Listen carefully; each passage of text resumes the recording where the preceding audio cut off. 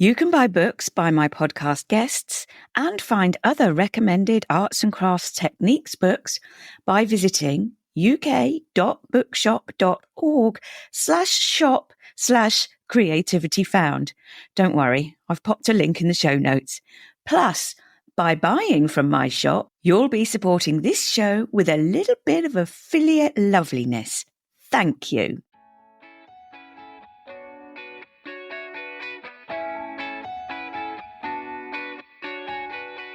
When I was at university, I absolutely hated doing any kind of public speaking.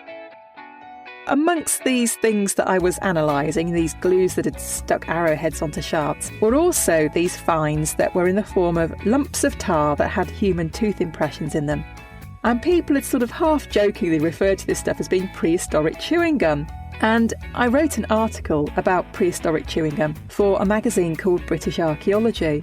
The week that this magazine came out must have been a really slow news week because the press got hold of this story and my work was reported on the front page of The Times, The Telegraph, The Observer, The Mail, The Mirror. I was interviewed on Radio 1, Radio 5 Live, Radio 4, lots of local radio stations. People will say, well, what is there to learn? You're just talking to a microphone. But there is so much more to it than that.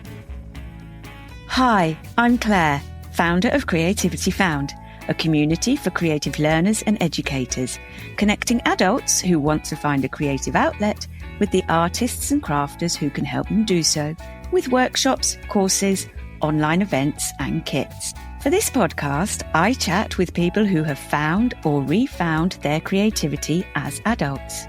We'll explore their childhood experiences of the arts, discuss how they came to the artistic practices they now love, and consider the barriers they may have experienced between the two. We'll also explore what it is that people value and gain from their newfound artistic pursuits, and how their creative lives enrich their practical, necessary, everyday lives.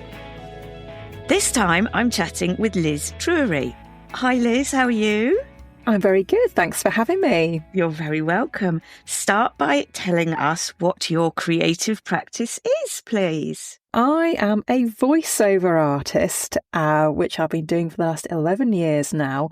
But I do some other creative stuff as well. So I do some acting, I do some singing, I play the violin, and I've quite recently started playing the baritone horn as well. What's the baritone horn? It's kind of like a mini tuba, if you like. So, yeah. Wow. My son plays the tuba and that's enormous and really heavy to carry. I'm like, no, I don't want that. But yeah, so a smaller version that I can carry about. Oh, brilliant. How fun. Tell me, did you have positive creative experiences as a child and as a young adult at home or in education? Yeah, I did. So I started learning the violin at the age of 8 when I was at primary school. And actually prior to that, I learned the recorder, which I think was a thing back then. Everybody learned to play the recorder. Yes, you're nodding your head. Everybody had the red recorder book. And so that's kind of where my love of making music started, really, was in primary school. And we had a choir as well at primary school. And then going on into secondary school, I carried on playing the violin. I played with the school orchestra. I sang with the school choir. I got involved with, sort of dramatic productions that the school were putting on. And I even wrote my own musical, actually, at the age of sort of 16, 17, which was very much encouraged by the staff at school. So we'd done the musical My Fair Lady, which I'd been in and I loved. And I was like, I want to do more of this. And the staff said, yeah, but we've spent so much money on this. We don't have a budget for next year. And one of the other students said, well, what if we write our own? And they said, well, yeah, absolutely. And I thought, I'm going to do that. And I did. And I started working on a script and I was studying for my A-levels at the time. So I was kind of a bit busy. And my English teacher helped me out with it. So she helped me finish the script. I wrote some of the music. She had a friend who's a musician. He wrote some of the music. And between us, we created our own musical that then didn't cost us anything to put on. And it was amazing. Brilliant. Yeah, the cost of buying the scripts for the established musicals is shocking and, very difficult for schools. Well done, you.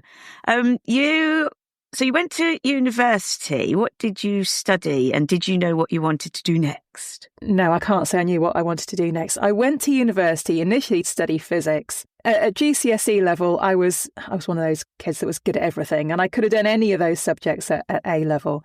And I decided to go down the science route because not so many people were good at science, and not many females went into science. And I thought, well, there's bound to be opportunities for a woman in science.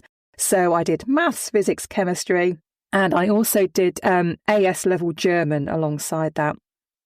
And once I sort of started my A-levels, I looked at what my friends were doing and thought, do you know, actually, things like history and English are far more interesting. Why am I doing this?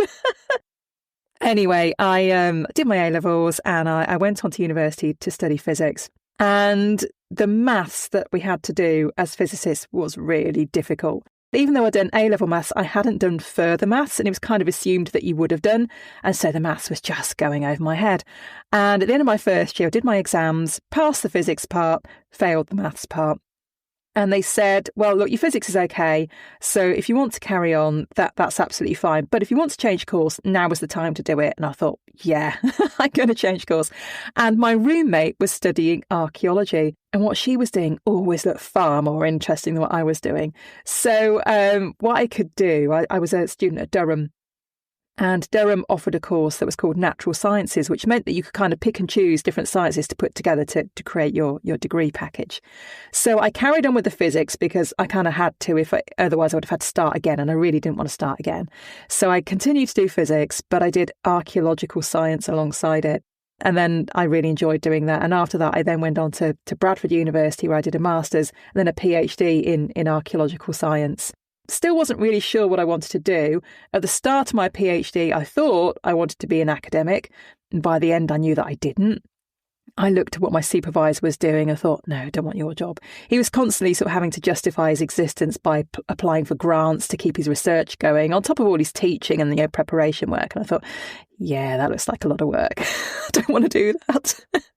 So what is archaeological science? So archaeology, but from a scientific point of view. So my PhD, I was looking at things like tars and resins that were used as glues and waterproofing agents in the Middle Stone Age, the Mesolithic period. And I was using chemical techniques to analyse what these things were made of. And it turned out that they were pretty much all made of the same thing, which was a tar that had been made by heating the bark of birch trees in the absence of air to get this black sticky tar. And they were using it to stick arrowheads onto shafts and so on. Wow. Wow, that's amazing. I'm going to step back a little bit and then back into the PhD. But I know that at Durham and at a lot of universities in the UK, you get to do your arty-farty theatreiness with the societies. So when you were heavily into the science with the actual degree, Durham, and then, I don't know, maybe at Bradford as well, but maybe you had too much work to do then. Yeah. Were there like drama societies, things that you were able to keep your... There were. And at Durham, I did audition for a couple of things with one of the drama society, and I got nowhere with it because I was kind of in the minority back then. Durham was still very much public school, and all the kids from public school had theatre lessons and speech lessons and all this kind of thing, which I hadn't had any of that in my state school.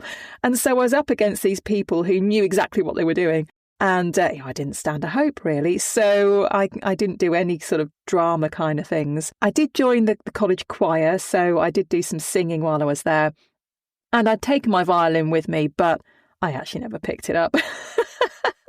So I didn't join any sort of musical societies while I was there. I got involved very much with the Scout and Guide group, which is where I met my husband, and I'm still friends with loads of people in that group. So kind of my life sort of different, a slightly different direction while I was at university, away from the arts and crafts a bit. Yeah. Oh, that's really interesting though, because there are still the other things you can do around your studies. So that's lovely. Now, you had a period in the limelight. I did. And I know this story, and the tars are going to get even more exciting, people, believe me. And it's almost like a precursor to what you do now. While you were studying your PhD, you did this other thing. Tell me about that, and how that affected you. Yes. So amongst these things that I was analysing, these glues that had stuck arrowheads onto shafts, were also these finds that were in the form of lumps of tar that had human tooth impressions in them. And people had sort of half-jokingly referred to this stuff as being prehistoric chewing gum. And I analysed some of these gums and found that they were also made with this birch bark tar. And I wrote an article about prehistoric chewing gum for a magazine called British Archaeology. And I sort of explored why people might have been chewing this tar. So maybe they were chewing it to soften it up before they use it as a glue. Maybe they were chewing it to clean their teeth. And there are some compounds in it that are actually now put into modern day chewing gum to help clean your teeth. So that was a possibility. Maybe they were chewing it because they got a slight buzz from it. And again, there's some very, very low levels of compounds in it that might have given you a little bit of a high, probably not enough. But I explored all these options. And the nice thing about writing about something from prehistory is you can't really be wrong because nobody actually knows. And I can only imagine that the week that this magazine came out must have been a really slow news week because the press got hold of this story and it ran for about a fortnight. And my work was reported on the front page of the Times, the Telegraph, the Observer, the Mail, the Mirror. I was interviewed on Radio 1, Radio 5 Live, Radio 4, lots of local radio stations, a radio station in South Africa where I had to get up at silly o'clock in the morning and do it over the phone. And during this time, I got to know the people in the university PR department quite well because they had a little recording studio and they had what's known as an ISDN line that would link them to the radio stations. So even though I was in the studio at the university, it sounded like I was in the room with the presenter at Radio 1, Radio 5, whatever. And I remember quite clearly sitting in front of the microphone, waiting for one of these conversations to start, thinking, I'm really enjoying this. This is really fun. So I think that's kind of where the seeds were sown for making my life behind a microphone. Yeah. Creativityfound.co.uk is the place to go to find workshops, courses, supplies, kits and books to help you get creative. So if you're looking for your own Creativity Found experience, go have a browse to see what's on offer. And if you can help adults to find their new creative passion with your classes, online offerings or kits, visit creativityfound.co.uk/join us to become a member of our brilliant promotional and networking collective. There's a handy link in the show notes.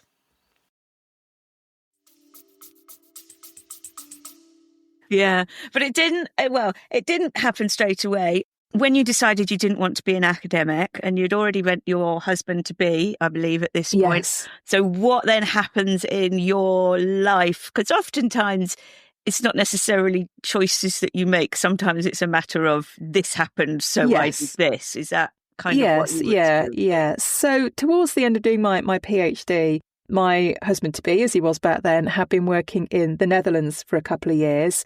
So he was coming to the end of his contract. I was coming to the end of what I was doing. And that summer, I actually spent working at Eureka, which is the Science Museum for Children in Halifax. So I was writing up my PhD. I was working there, organising their summer programme. And I got quite interested in museum education.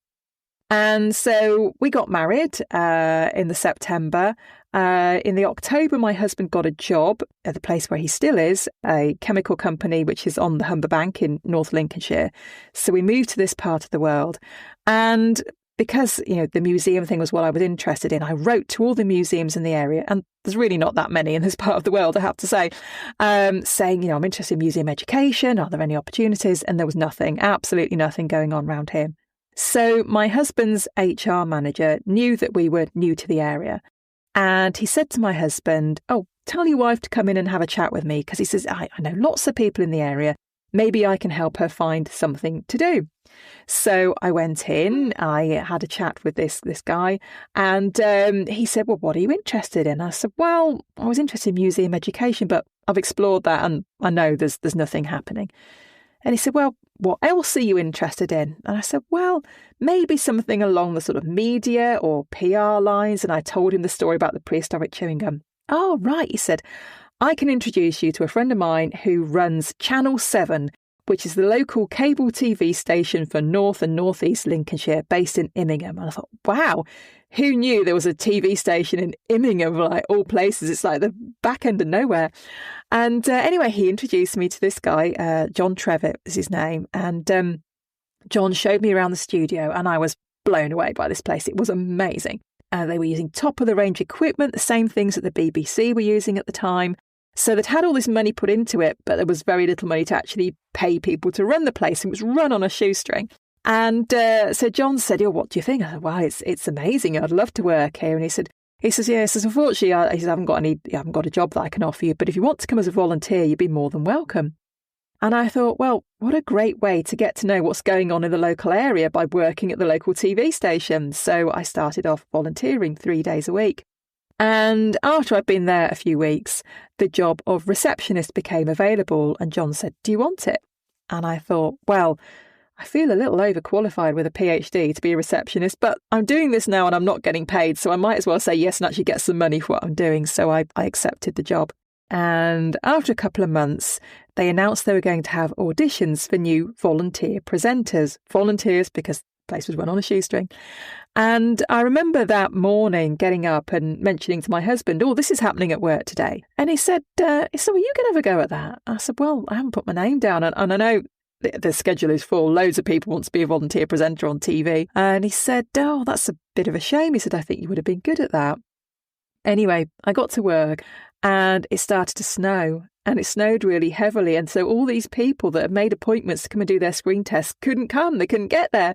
So I went down to where they were holding the auditions and I said, "Can I have a go at this?" And they went, "Yeah, we were sitting here doing nothing. Yeah, come and do a screen test." So I did, and they liked what I did and said, "Yeah, we'll use you when we can." But because I was a receptionist and I was tied to the reception desk, the opportunities were quite few and far between. So it's only if one of the regular presenters was sick or on holiday that I got the chance to do it. And after I'd been the receptionist for about a year, I was pretty sick of doing that job and having people be rude to me all day. And I thought, I don't need this. I'm going to go and find something else. I applied for a job as a journalist with a magazine based in Grimsby called Business Link. And they had a few different titles, sort of business-related magazines. And they did one about food or drink. And I think there might be one about farming and that kind of thing. And I was offered the job. So I went to see my boss to hand my notice in. And I said, "I've got a job with this company." And he said, "Don't go." He says, "I know people that have worked there and they hated it. And you'll hate it as well. Don't go." He says, "I've just applied for this big European grant and I'm sure I'm going to get it. And if I do, there'll be a much better job for you." So I said, "Okay." And I turned down the journalist job and I stayed. And he did get this grant and I did get a much better job. And I was then working as a presenter. I had my own show that went out live twice a week called Community Express. So very much for and about the local community. I had people who would come into the studio and I would interview them live on the air. And they would also go out in between times and film things that were going on in the local community. So I would interview people from the council, from schools and education, from local community groups and charities. I got to do grass track racing at Blighton Airfield, where I drove this Mini around this muddy track whilst commentating on the race. So I came last because I was trying to do two things at once. I basically had a great time. And so I did that it was about 2 years. And at that point, the funding had finished. It was a 2-year contract. And at the same time, I was pregnant with my daughter. So off I went to have my baby. And then while I was off, the business actually got sold. So I had intended to go back on a part-time basis once I'd had my baby. But the business got sold to a local FE college. And they then used it as a training ground for their broadcast journalism students. So there was no job for me to go back to. So I thought that would be the end of my career in the media. Yeah. Very Blue Peter doing all that adventuring. Usually the Blue Peter references on this show are when people are doing the crafting because they love all the crafting on Blue Peter. But you sound like Helen Skelton going off and doing the adventuring stuff. Okay, so, well, that's a shame, isn't it? So then you've had a baby and you haven't got that job to go back to. You went to work in a sixth form college. Yes, I did. There was a weird story about that, how you getting that job as well, isn't there? I do like your stories, Liz. Do you know, I've never had a job yet by any kind of normal means, through application and interview and being offered a job. Just doesn't happen to me. Things kind of fall in my lap and I go, okay, I can do that. So back before I'd started work at the TV studio, I had been signing on at the job centre. And there was never anything that I fancied applying for. It was all just rubbish. And this job was advertised, which was at a sixth form college, working in schools liaison. And I thought, well, I don't really want to do that, but it's a job that's a bit more my level, so I better show willing and apply for something. So I applied for this job and I got an interview, and I went along to the sixth form college and had this interview thinking, I really don't want this job. Got down to the shortlist and fortunately someone else was offered the job. So I didn't have to do it, because if they'd offered me it, I would have taken it. But I didn't really want to do it. So anyway, I then ended up, as you now know, working at the TV station. And after that had finished, I went to a concert locally and ended up sitting next to the guy that had interviewed me a few years before at the sixth form college. And he'd remembered me, and we got into conversation. And he said, "Oh, right, you're working at Channel 7 now, aren't you?" And I said, "Well, I was." And I told him the story of what had happened and now that I had no job. "Right," he says, "can you send me your CV? Because I've got a project coming up that you might be able to help me with." So I did, sent him my CV and ended up working for them. And the reason he was interested in me was because they were creating some staff training materials that included quite a lot of videos of staff talking about this particular topic. So he needed someone who knew how to interview the staff to get the right responses from them. So I worked with them for about a year. So the project finished. I was pregnant with my son. So my contract had finished, no maternity pay. Off I go and have another baby. And so another couple of years go by, and I just been staying at home looking after the kids during those couple of years. And he got back in touch with me and said, "Oh, remember that project you did for me? There's a bit more because things have changed and we need to, add some modules to this course." So I went in to have a chat to him. And while I was there, so he was one of the deputy vice principals. While I was there, one of the other deputy vice principals walked in and went, "Oh, you're here. I've got something that you could do for me." And so I ended up going back there, and I was there for the next 11 years. Oh, brilliant. But you obviously enjoyed it, whatever it was they then started giving you. I gave myself a title because they didn't know what to call me. And I said, "Well, why don't you call me the projects officer?" Because what used to happen was a project would come in that was meant for the senior staff to do, and nobody had time to deal with it. So they'd give it to me and I'd do it. And so I did all sorts of things, making links with local schools and getting local school teachers to come in and do training in the college. I organised conferences. Yeah, I did all sorts of things over the years, and nobody ever really knew what it was that I did, but so I could do what I liked. But the really nice thing was that I got the opportunity to do things with the drama department and the music department. So, anybody could get involved with them. Actually, I was actually the only member of staff that ever did during the period that I was there. So it was me and the students, but I had a great time. Tell me about your time in the US, because you got to do a bit more playing with that when you were there, didn't you? I did, yeah. So my husband was asked if he'd go and work in the States for a couple of years. And then, of course, it took several months to actually get things together. And we moved out just after Christmas at the end of 2011. And I didn't have a work permit. So my visa was what's known really nicely as a trailing spouse visa. Isn't that a lovely term?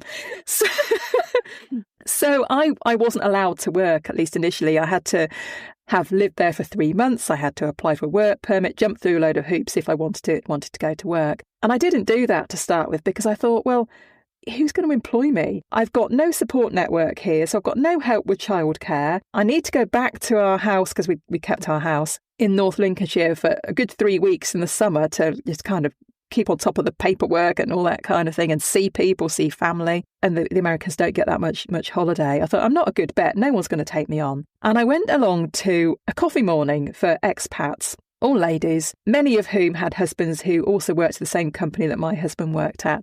And I got chatting to one of these ladies, and she gave me a brochure for a local community college.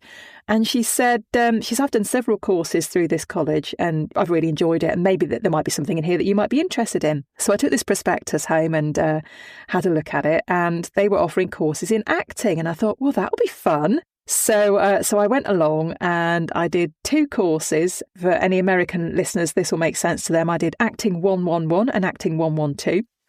At local community college.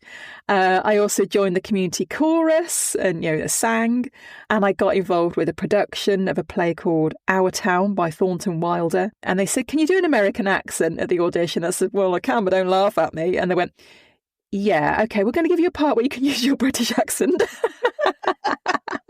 that was great. I had a great time there, made some great friends. And obviously I was the oldest one there. But community college actually attracts all sorts of different people. And it isn't just sort of 16 to 18-year-olds. There are people that were sort of in their 20s and 30s. I turned 40 while I was out there, so I was definitely the oldest. But I had a wonderful time. It's a really great opportunity, and I definitely made the most of it. And then I saw this course advertised that was called Acting for the Camera. It wasn't through the college, it was an evening class. And I thought, it'd be fun to get back in front of the camera again. So I signed up, went along to this course, and only 4 people turned up. So the tutor said, she says, well, I've got things organised, but because there's only a few of you, tell me what you're interested in and we'll do whatever you guys want to do. So I said to her, I've got a bit of experience with voiceover and I'm interested in finding out more about it, but I've got no idea, how to pursue it any further. And she said, I can help you with that, because she said, I do some voiceover work. She put me in touch with a friend of hers who is an audio producer and has a home studio. And he does a lot of things like corporate videos, e-learning, and sometimes needs British accents for his work. So I went along to his studio. I did a couple of jobs with him. And she also told me about the sort of freelancer websites where you can have a profile and clients will post a job online and you can audition for it. And I signed up to a couple of those that were specific for voiceover artists. And I started to get a bit of work. And I realised quite quickly I was only going to get more work and better quality work if I had a professionally produced demo, which wasn't something I was capable of doing for myself at that point in time. So I did some research as to who could help me with that and came across a company called Edge Studio, who are based in New York, but had a satellite studio in Washington, D.C., which is about 40 minutes from where we were living. We were near Baltimore. What I really liked about them was that they won't just train anybody. They make you go through like a selection process, really. You have to go and do a test with them. They'll decide whether it's worth their time and your money, ultimately, going through their training program. So I went along to one of these sort of assessment mornings with about 10 other people. And we were there all morning and we had to record various pieces. We had to listen back to them. We had to critique each other. The guy that was leading the program then mixed some of it with music so we could hear how it would sound, for real. And then the following day, he then got in touch with everybody to tell them what he thought. And his email to me went something along the lines of, he says, I have a checklist of about 50 different common mistakes people make when they start out in voiceover. He said, I haven't ticked any of them for you. So we said, yes, this is something you could do. And yes, we'll be happy to train you. So I handed over some money for my training. And I trained with them for about 6 months, actually. And they helped me to make my first demos. So I did my corporate narration demo, my commercial demo, and I also did one in audiobook. So I did that training and I did that demo. Actually, I don't really work in audiobook these days, certainly not novels. And people will say, well, what is there to learn? You're just talking to a microphone. But there is so much more to it than that. Every genre of voiceover has a different approach. So commercials are very different to doing e-learning, very different to doing corporate videos, very different to doing video games. So there's quite a lot to learn. And the other thing that is necessary to learn these days is the audio editing. Because in the past, what would happen, sort of 20, 30 years ago, voiceover artists would just go into a studio, they'd do their thing in front of the microphone, they'd go away again, and they get paid. And an audio engineer would do all the editing. Whereas now, most of us work from home studios and our clients are expecting clean audio that they can just drop into their project. They want it to be finished and ready. So that was a steep learning curve to start with because audio editing wasn't something I'd ever done in the past. Yes, there was a lot to learn to begin with. Yeah, so you mentioned earlier about the British accent and that being a bit of a draw when you were in the US. When you came back to the UK, having had that training as well, did you think I'm going to pursue this now I'm back in the UK, or that was just some jolly that I was having while I was in the US? Yeah, I think once I'd found voiceover, I knew that I wanted to do more of it. Now, my college had been really kind to me and kept my job open for me while I was in the States. So I did have a job to go back to, although it had changed because somebody had come in to do my job. So when I went back, I had to sort of pivot slightly and do different things for the college. And I was working for them 15 hours a week over 3 days. So I had 2 full days a week when I could concentrate on my own business. Well, when I first went back, I thought, right, I'm going to go out to the college for a year. I've got to because I kept my job open. But then I will hand my notice in and I will do the voiceover full time. And I didn't do that because I really like working at the sixth form college. And of course, that was a guaranteed income, which the voiceover never is. So I stayed there for about 3 years in the end. And they actually made my role redundant in middle of 2017. And that was the kick up the backside that I needed to go full time and do it properly. And I had got to the point where I was starting to struggle to fit everything in and ending up, getting back from work and then having to go into my studio and work late into the night to get things done. So it was kind of a relief really to get made redundant. I thought, right, okay, now I'm doing this full time and this is my career going forward. Yeah. Oh, that's really lovely. It's lovely in a way because you were enjoying the other job and to keep doing that. But then, and we hear this a lot. It was really good that you got made redundant. It was. It's so often the case. So do explain a little bit more. You mentioned this about in the training. Well, like I'm going to sound like an idiot here. What do you do? What's your job, miss? What does a voiceover artist do? I'm sure they all do different things and have different specialisms. But, what does that actually involve? Yeah. So, there are lots of different genres of voiceover. And, often when I meet people at networking events and I tell them what I do, they'll say one of two things. One is, oh, that's interesting. So what do you actually do? Or the other is they'll think they know what I do. And they'll say, oh, right, so you do adverts or you do funny voices for cartoons. And I'll say, no, actually, I don't. I've never done any funny voices for cartoons. That's really not me. Some voiceover artists do. It is actually really quite vast. So I tend to work more on the kind of corporate end of the scale. So I narrate a lot of video content that's going to be on people's websites or social media to explain or promote their products and services. I narrate a lot of e-learning courses for online training for all sorts of different industries. I'm the voice of lots of company phone systems. I record announcements for events, audio tours for museums. I work a lot with a company in Singapore who produce listening comprehensions for people who are learning English. So those scripts can be about absolutely anything. I do the odd audio book, but it tends to be more on the sort of the business side of things rather than, long novels with lots of characters. That's really not my thing. But when you start to think about it, we hear recorded voices all over the place. Even something like the automatic checkout at the supermarket, that's been recorded by a real person. It's very varied, very varied. And how do you get your jobs? Do you go find people? Do people find you? Are there agencies? All of the above, but mostly it's me finding my own work. I do have some agents. What I tend to find is I will get the same audition from several agents. So I don't book too much through them. Most of my work I find by myself. And the networking has definitely been good for my business. And it often isn't the people in the room. It will be people that they know or people that I've connected with through networking and now we're linked on LinkedIn and someone will post on LinkedIn, oh, I'm looking for a voiceover artist, and somebody will tag me in that post. I mean, it's difficult to know exactly, but probably about a third of my work I can trace back to networking one way or another. I'm now in the fortunate position where I've got a lot of clients who come back to me, so I get a lot of repeat work. And the other thing that I do is cold outreach to people that I want to work with. So I'll find a company, think, oh, they sound interesting. I'll find out who it is within that company that might hire the voiceover artist. I'll send them an email. And if I don't get a response after a month, I'll send another one and I'll follow up a few times because people are busy. Anyway, and this happens with me. I'll get an email, think, oh, must do something with that. And then 10 million other emails come in and I forget. And if that person then comes back into my inbox and say, oh, did you see my email? I think, yeah, I did. Oh, I meant to do something with that. Whereas, when it's on the other end and you're sending them, you think, oh no, do they want to hear from me again? Oh, I feel really cringy about sending another email. But they probably just haven't had time to deal with your first one. So it's always worth a follow-up. Yeah, absolutely. No, I do that. And sometimes if somebody's doing an event that I want to go to, I tend to think, oh, they'll remind me nearer the time. Yes. So really do remind me nearer the time. Yes. I'll leave it to the last minute before I, register for that Zoom link or whatever it is. Yeah, definitely.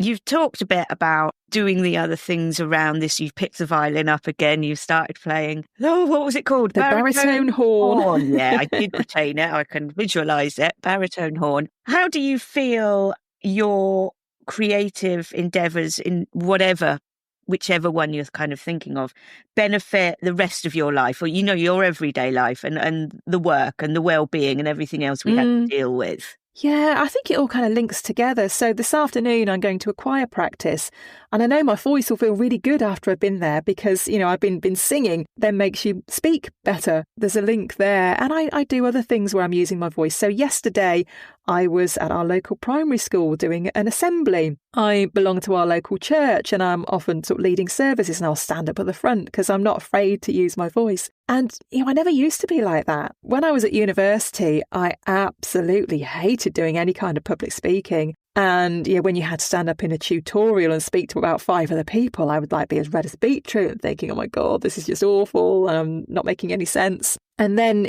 doing all the training as a voiceover artist, you could become more confident with your voice and obviously used to listening to yourself as well. So many people say, oh, I hate the sound of my own voice. And I don't really notice anymore because I'm just so used to listening to myself speak. And what I love about the choir and the band and so on, this is such a lonely profession. I'm sitting here on my own, talking to myself in a padded cell, and the words aren't even my own normally. I'm saying someone else's words. So it's lovely to be able to go out and do something else as like part of a team, really, as part of a choir, as part of a band, and have that interaction with other people that's nothing to do with work, but it is creative. And, I think we all need a bit of creativity in our lives, don't we? Absolutely. You also do a bit of creative podcast creating as well, like myself. Tell me about your show. Yes. So my podcast is called Small Business, Big Network. So here we are back at the networking again. And it's very much for and about small business owners who want to get more out of their networking. So every week I will have a guest and I will chat to them about their background and how they came to be doing the thing they're currently doing. We talk about their career path. We talk about their business. We talk about what it is they do, who it is they help and how they do that. And then we talk about networking and how they like to network and what they've got from networking and what kind of events they like to go to.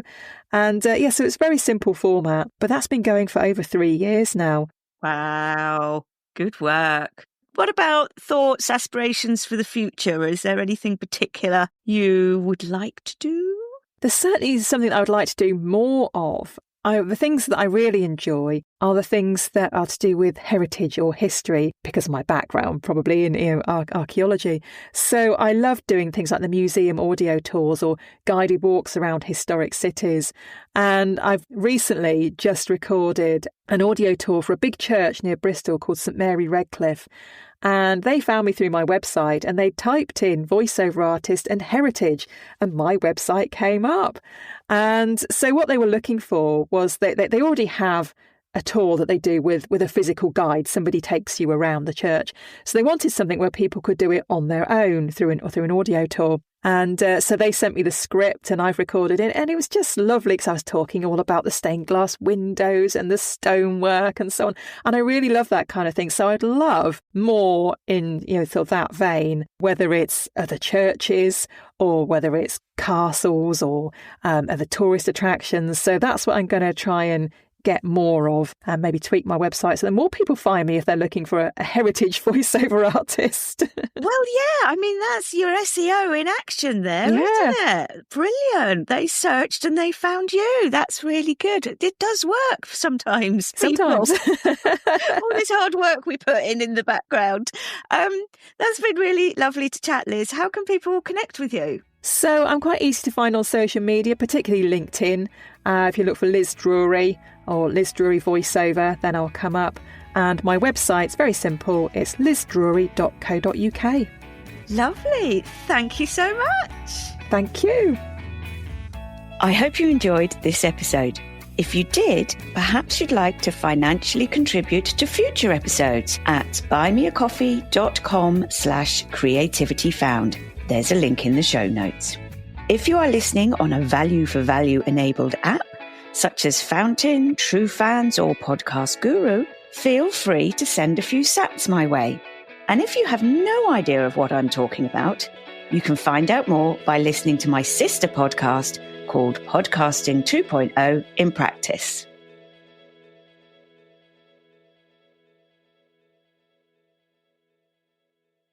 Are you thinking of starting your own podcast and looking for a little advice from someone who started from scratch and hasn't looked back?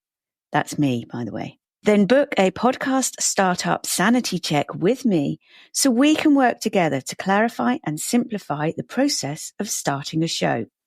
I have been podcasting with Creativity Found for 4 years. I have won and been shortlisted for prestigious podcast awards, been a guest on other people's shows, and attended many podcast-specific events in the UK and US, where I have made lots of podcasty pals across all genres. For my second show, Podcasting 2.0 in Practice, I have had the privilege of talking to industry experts as together we teach creators how to benefit from and implement the latest Podcasting 2.0 technologies. In this paid 4 hours chat, we can talk through your content idea, how to record, which platforms are worth the money, how to get your show to all the listening apps, what you need to know to future-proof your show, and much more. Please note, I will not tell you how to have a chart-topping show in your first week, nor how to pitch to sponsors. I will, however, act as a mentor whom you can run your ideas and questions past. The decisions you make with the knowledge you gain are all your own. Visit creativityfound.co.uk/podcasting to find out more. And there is, of course, a link in the show notes.